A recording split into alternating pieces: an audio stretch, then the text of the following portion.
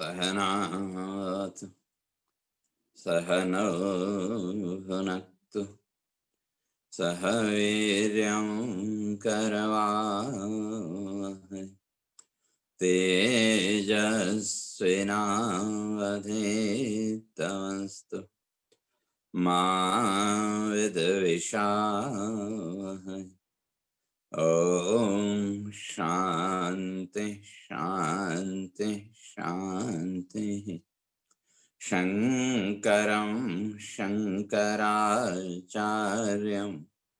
केशवं बादरायणं सूत्रभाष्य कृतौ वन्दे भगवन्तौ पुनः पुनः। ईश्वरो गुरुरात्मेति मूर्तिभेद विभागिने व्योमवद्व्याप्तदेहाय दक्षिणामूर्तये नमः। ओम शांति शांति शांति।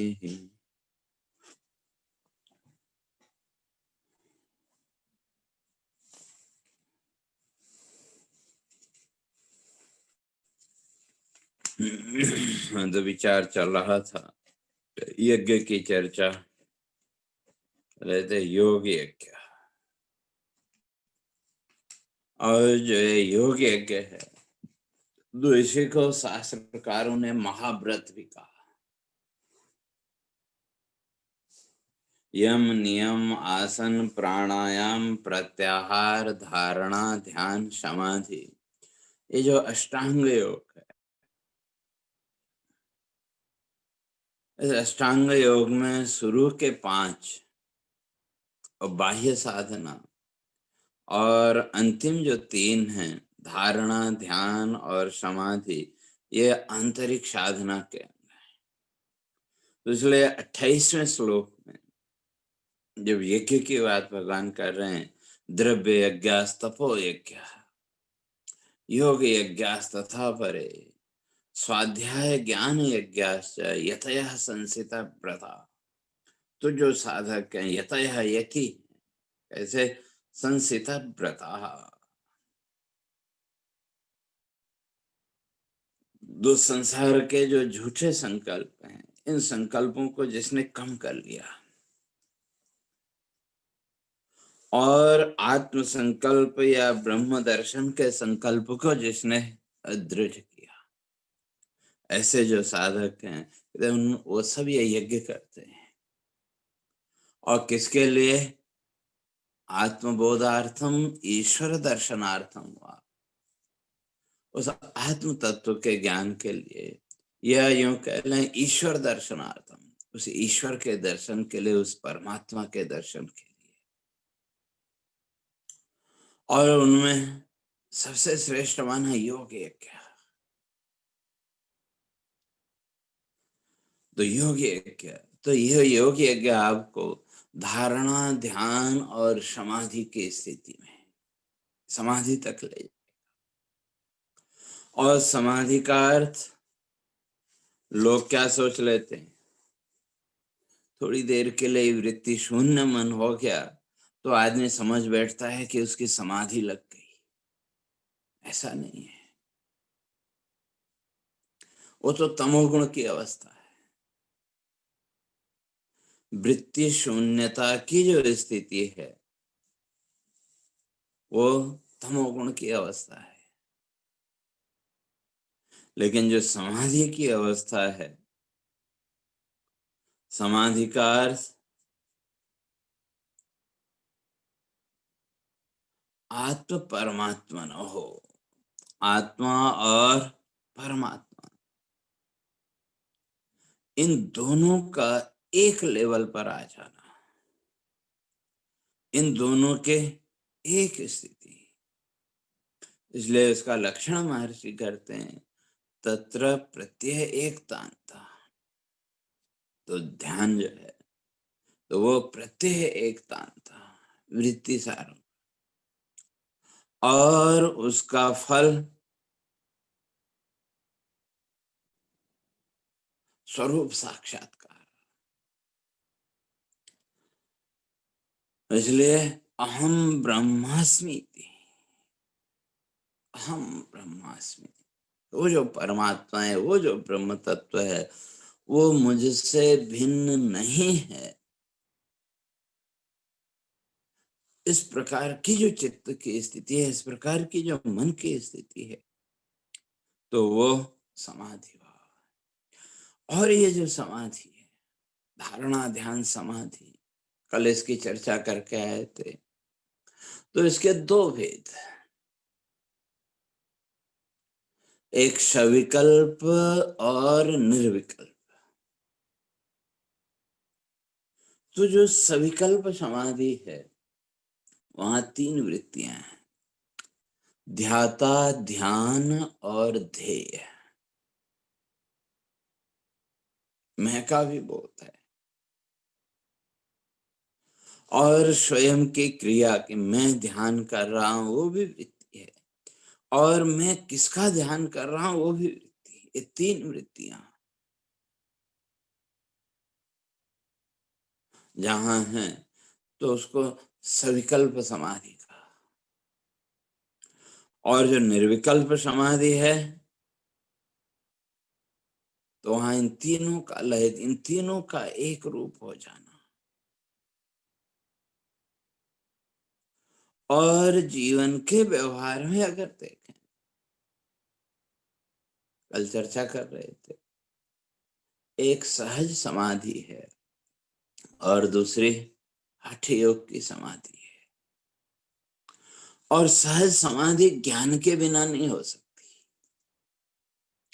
जैसे जैसे हमारा ज्ञान दृढ़ होता जाएगा, वैसे वैसे सहज समाधि की स्थिति जीवन में आती जाएगी। तो इन दोनों में जो अंतर है,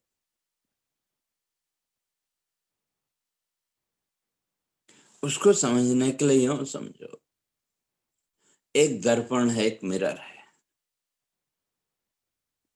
उसको आपने सीधा रखा 180 डिग्री, और उसके सामने से आप लाइट फेंको, तो मिरर का स्वभाव है रिफ्लेक्शन। तो वो जो सीधा रखा हुआ मिरर है, उसमें सामने से लाइट पड़ी और यहां से रिफ्लेक्ट होके फिर जहां से लाइट आई थी वहीं वापस चली गई। और अगर वो मिरर थोड़ा सा टेढ़ा है, रिफ्लेक्शन तो हुआ, तो मिरर जितना टेढ़ा होगा, उसका रिफ्लेक्शन भी उतना ही ज्यादा बाहर जाएगा। अगर वो सीधा है, 180 के एंगल में है, तो जिधर से लाइट आई वो यहां से टकरा के वापस वहीं पहुंच गई। और अगर वो मिरर टेढ़ा है, तो लाइट आई लेकिन रिफ्लेक्ट होके वो दूसरी तरफ निकल गई। तो इसी तरह से हमारा जो चित्त है, हमारा जो मन है, या अंतःकरण कह लें, ये हमारा अंतःकरण रूपी जो दर्पण है, मिरर है, ये भी टेढ़ा है। इसलिए वो आत्मा की लाइट इस पे पड़ी तो सही, लेकिन ये मिरर टेढ़ा होने से क्या हुआ, इसका रिफ्लेक्शन बाहर की ओर, इन इंद्रियों के माध्यम से, मन की वृत्तियों के माध्यम से वह लाइट इस पूरे संसार में फैल रही है।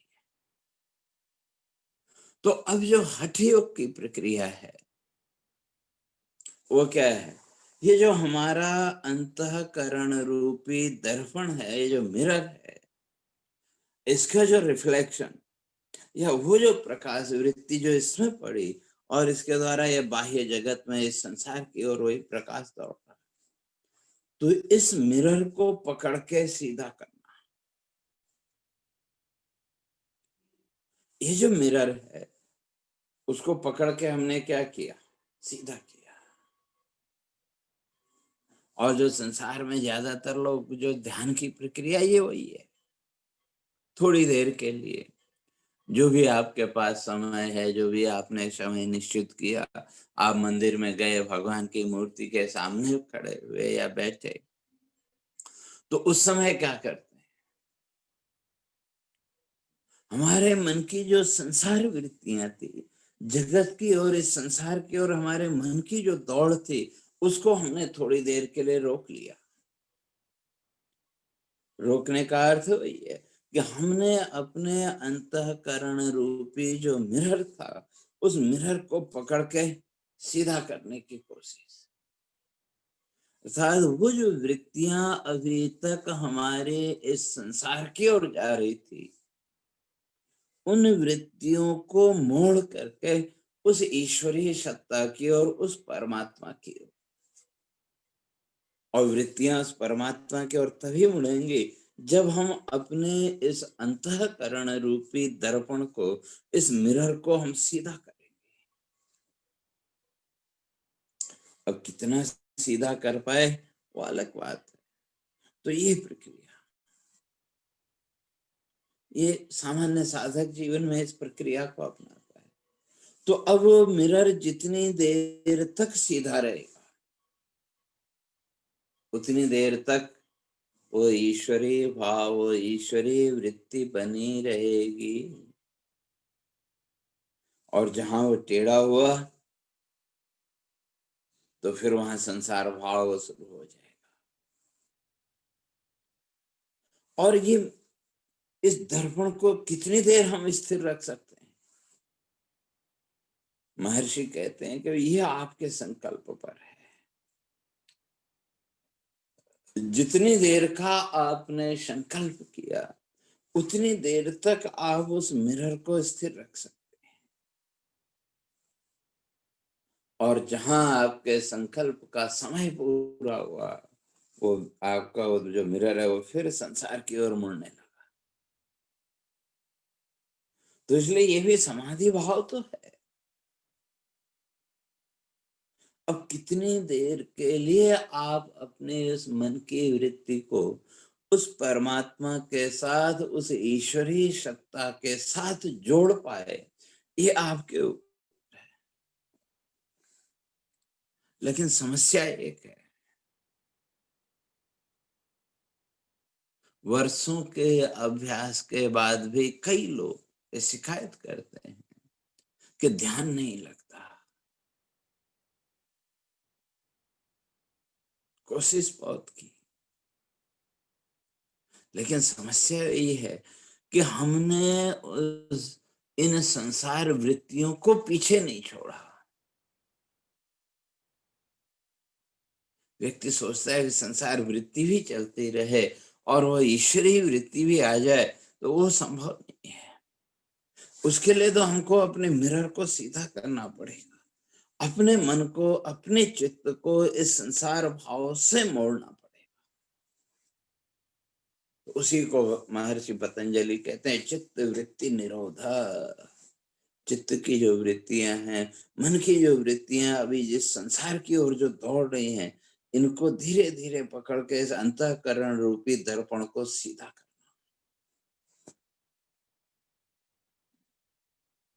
तो ये हठ योग की प्रक्रिया है, ये सविकल्प समाधि है। इसमें भी निरंतर अभ्यास के द्वारा आप निर्विकल्पता की स्थिति में पहुंच सकते हैं।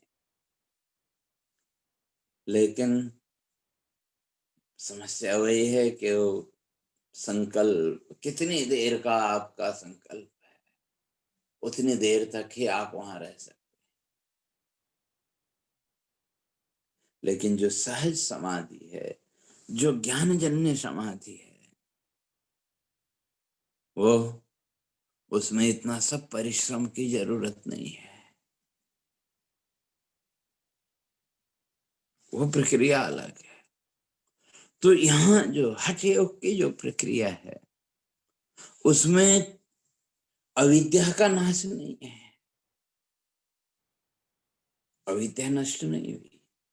हाँ, उतनी देर के लिए, थोड़ी देर के लिए आपने अपनी उस अविद्या वृत्ति को, मन के इस अविद्या की ओर जो दौड़ थी उसको रोक दिया, पॉज बटन।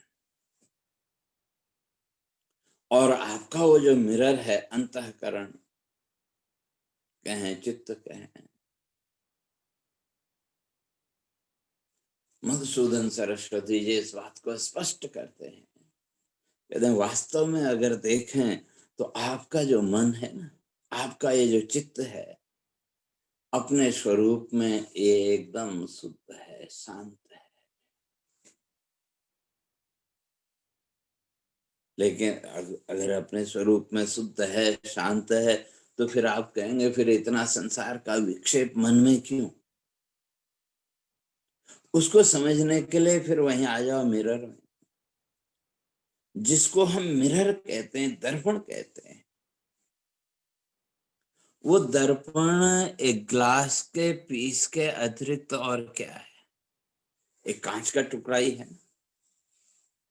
अब वो गोल है, चौकोर है, कैसा है, वो अलग चीज है, लेकिन है तो कांच का टुकड़ा। लेकिन कांच के टुकड़े को आप मिरर नहीं कह सकते, कांच के टुकड़े को आप दर्पण नहीं कह सकते। तो उस कांच के टुकड़े को दर्पण बनाने के लिए उसके एक साइड में हमको पॉलिश लगानी पड़ती है। एक साइड में जब वो पॉलिश लग गई तो वही कांच का टुकड़ा क्या बन गया? दर्पण बन गया। इसी तरह से हमारा जो मन है, हमारा जो चित्त है, इसके भी एक तरफ लग गई ये पॉलिश, अज्ञान की पॉलिश, अविद्या की पॉलिश। तो ये दर्पण बन गया, तो अब इसका रिफ्लेक्शन शुरू हो गया। तो जो योग साधना की प्रक्रिया है, वहां इस दर्पण को अब सीधा करना है। लेकिन जो ज्ञान की प्रक्रिया है, जो ज्ञान योग है, वहां दर्पण को छूना ही नहीं है। वहां तो उसके पीछे जो पॉलिश लगी हुई है, उस पॉलिश को हटा देना है। तो अब लाइट इधर से आई और उस पार चली गई, अब वहां कोई रिफ्लेक्शन नहीं। तो वही वास्तविक समाधि की स्थिति है। इसलिए योग यज्ञ, तो वो जो योग यज्ञ है वो भी आपको उस समाधि की स्थिति तक ले जाएगा, निर्विकल्प समाधि की स्थिति तक भी ले जा सकता है। लेकिन वो है क्षणिक ही। इसलिए जो ज्ञान जन्य जो समाधि है, जो सहज समाधि है, वो महत्वपूर्ण है। तो उस सहज समाधि की स्थिति तक पहुंचने के लिए क्या करना पड़ेगा? तो उसी के लिए भगवान आगे स्पष्ट करते हैं, स्वाध्याय ज्ञान यज्ञाश्च, स्वाध्याय ज्ञान यज्ञाश्च। ज्ञान यज्ञ में सबसे पहला पड़ाव स्वाध्याय। स्वाध्याय का अर्थ अपने आप को पढ़ना। स्वम अध्यापयति। स्वाध्याय का अर्थ है भाई रोज सुबह उठ के कोई अच्छी पुस्तक पढ़ ली, वो भी अच्छी बात है, वो भी एक नियमबद्धता है। लेकिन मुख्य उद्देश्य उसका है कि स्वम आत्मानम, अपने आप को पढ़ना, अपने आप को जानना। और जीवन की विडंबना यही है, मनुष्य ने दूसरों का तो विश्लेषण किया, सामने वाले व्यक्ति का विश्लेषण करने में हमको देर नहीं लगती है। चंद सेकंडों में, चंद क्षणों में हम उसका विश्लेषण कर लेते हैं। लेकिन विचारणीय ये है कि हमने स्वयं का कितना विश्लेषण किया, हमने अपने आप को कितना पढ़ा, हमने अपने आप को कितना समझा। अच्छे अच्छे ग्रंथ की शब्दावली भी हमने कंठस्थ कर ली, श्लोक भी कंठस्थ कर लिए, उनका अर्थ भी अलग अलग विविध अर्थ, जो भी संभावनाएं थी वो भी हमने कंठस्थ कर ली, याद कर ली, और हम अपने को ज्ञानी समझ बैठे। शास्त्रकार कहते हैं ये तो सबसे बड़ी मूर्खता है। जो नहीं जानता, जो नहीं समझता, वो इस संसार के अहंकार में स्वयं को बांधा रहे, वो कोई दोष नहीं। लेकिन शास्त्रों का चिंतन करने के बाद, विचार करने के बाद भी अगर हम अपने को इसी संसार के अहंकार में बांधे रहते हैं, इस अहंकार भाव से अपने को अलग नहीं कर पाए, तो ये सारा परिश्रम व्यर्थ। इसलिए शास्त्रकार शारंगर पद्धति में स्पष्ट किया, महर्षि स्पष्ट करते हैं, अधीत्य चतुरो वेदान व्याकृत्य अष्टादश स्मृति अहो श्रमस्य वैफल्यम आत्मा विकलितो न चेत। अहो श्रमस्य वैफल्यम, कहते हैं ये तो श्रम, जो मेहनत है उसकी विफलता है। क्यों? आत्मा विकलितो न चेत, आखिर ये आत्मा का विचार नहीं किया। तो अधीत्य चतुरो वेदान व्याकृत्य अष्टादश स्मृति, चारों वेद पढ़ लिए, 18 पुराण, 14 स्मृतियां वो भी पढ़ ली, कंठस्थ भी कर ली। इतना सब करने पर भी अगर जीवन में आत्मचिंतन नहीं है, स्वस्वरूप चिंतन की प्रवृत्ति अगर जीवन में नहीं है, तो अहो श्रमस्य वैफल्यम, ये तो सारी मेहनत, सारा परिश्रम व्यर्थ गया। इसलिए ध्येय जो है वो आत्मचिंतन, आत्मबोध, स्वस्वरूप का बोध होना चाहिए। इसलिए स्वाध्याय, स्वाध्याय का अर्थ शास्त्रों के माध्यम से स्वयं का विश्लेषण करना।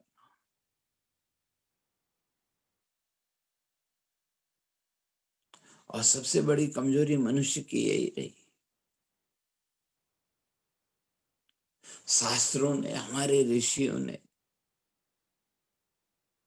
हमारे सामने हमारे जीवन के लक्ष्य को भी स्पष्ट कर दिया है। जो सत्संगी हैं, स्वाध्यायी हैं, उनसे अगर कोई पूछे भाई जीवन का ध्येय क्या, तो हम तुरंत बोलते हैं कि मोक्ष, हमको मोक्ष चाहिए।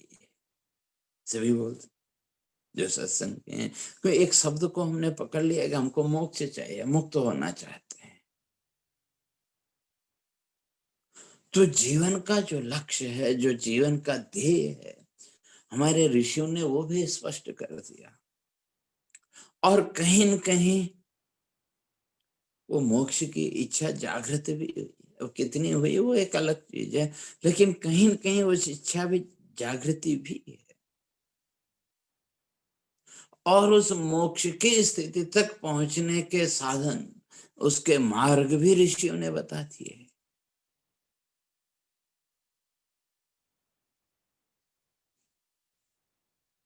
इसलिए शास्त्रकार स्पष्ट करते हैं, श्रुतयो विभिन्ना स्मृतयश्च भिन्ना नैको मुनिर्यस्य वचो प्रमाणम।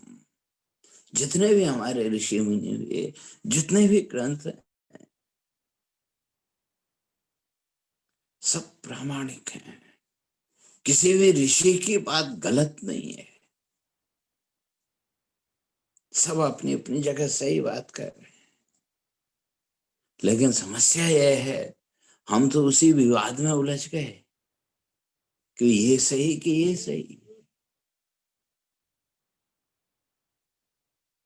कौन सही कह रहा है, उसी विवाद में उलझे रहे।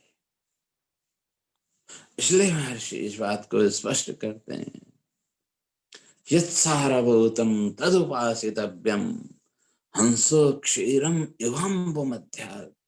जो सार तत्व है, तद उपासितव्यम, उस सार तत्व की उपासना करो, उसको पकड़ो। और उसको पकड़े कैसे, समस्या होगी। तो हमारे ऋषियों ने, हमारे शास्त्रों ने हमारे जीवन का जो ध्येय, जो लक्ष्य होना चाहिए, मोक्ष, उसको भी हमारे सामने स्पष्ट किया, और उस मोक्ष तक पहुंचने की जो प्रक्रिया, वो भी हमारे सामने रखी।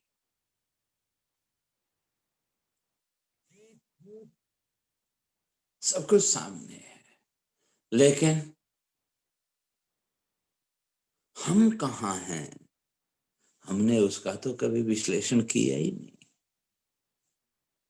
इसलिए जितना भी स्वाध्याय है, शास्त्र चिंतन है, तो उसका तात्पर्य अर्थ यही है कि जो शास्त्र कह रहा है, हमारे ऋषियों के जो अनुभव है, वो जो अनुभव कह रहे हैं ऋषियों के, उस अनुभव के आधार पर हम अपने आप को तोलें, हम स्वयं का विश्लेषण करके देखें कि हम कहाँ हैं। और जब तक हम स्वयं का विश्लेषण नहीं करेंगे, तब तक आगे का रास्ता नहीं मिलेगा। क्यों, आप जहां कहीं भी आपको जाना हो, साधन भी आपके पास बहुत हैं, लक्ष्य भी आपको पता है, लेकिन अगर हमको यही ज्ञान न हो कि हम कहाँ हैं, तो किस साधन का उपयोग कर सकते हैं? सारे साधन बेमानी हो जाएंगे। और जिस दिन हम ये जान गए कि हम कहाँ खड़े हैं, अब वहां से अपने लक्ष्य तक पहुंचने के अलग अलग मार्ग, अलग अलग साधन होते हुए भी हमारे लिए कौन सा साधन उपयोगी है, वो निर्णय करने में हम सफल होंगे। और जब साधन का निर्णय हो गया, तो मार्ग भी आगे चलता चलेगा। इसलिए स्वाध्याय, स्वाध्याय का तात्पर्य इस शास्त्रों के विचार के द्वारा अपने आप को तोलना, स्वयं की परीक्षा करना कि हम कहाँ हैं, हम उस साधना की परिपाटी में, उस साधना पथ में कहाँ पर खड़े हैं। वो विश्लेषण करने के लिए स्वाध्याय, स्वमध्याय, अपने आप को समझना, अपने आप को जानना, स्वाध्याय। और वो जो स्वाध्याय है, वो इस ज्ञान यज्ञ का प्रारंभ है, अपने आप को टटोलने की प्रक्रिया, या उसी को आत्मविश्लेषण, इंट्रोस्पेक्शन। हम वो शास्त्र परिपाटी, वो ऋषियों की जो ये जो साधना की परिपाटी है, इस परिपाटी में, इस साधना पथ पर हम कहाँ खड़े हैं। जिस दिन व्यक्ति इसका विश्लेषण करने में सफल हो गया, उस दिन उसको आगे का मार्ग भी अपने आप मिल जाएगा। और फिर दुनिया भर के रास्ते हों, दुनिया भर के साधन हों, तो कोई उसके मार्ग में विक्षेप पैदा नहीं कर सकता है।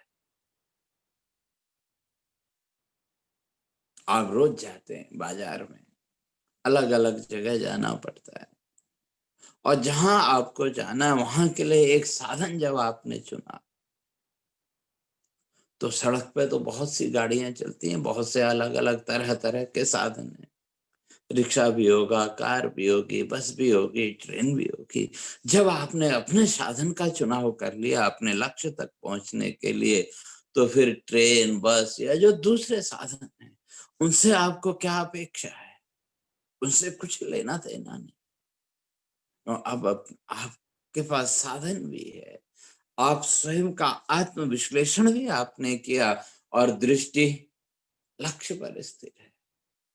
तो भले ही दुनिया भर के साधन सड़क पे हों, आपको उससे कोई अंतर नहीं पड़ता।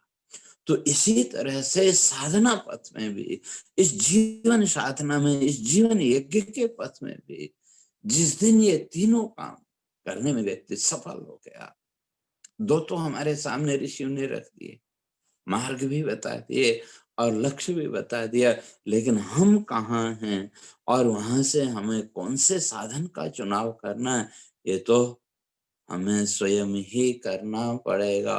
और जिस दिन साधक ये करने में सफल हो गया, उस दिन उसका आगे का मार्ग भी प्रशस्त हो जाए। तो इसलिए कहते हैं अभी ये ज्ञान यज्ञ, तो स्वाध्याय ज्ञान यज्ञ, तो ये जो स्वाध्याय है, तो अब ये हमको कहाँ ले जाएगा? उसी ज्ञान यज्ञ। तो वो जो ज्ञान की स्थिति है वो कैसी होगी, उसके लिए शास्त्रकार क्या क्या कहते हैं, इन सब बातों की चर्चा फिर आगे क्रमशः करेंगे। तो सीधे होके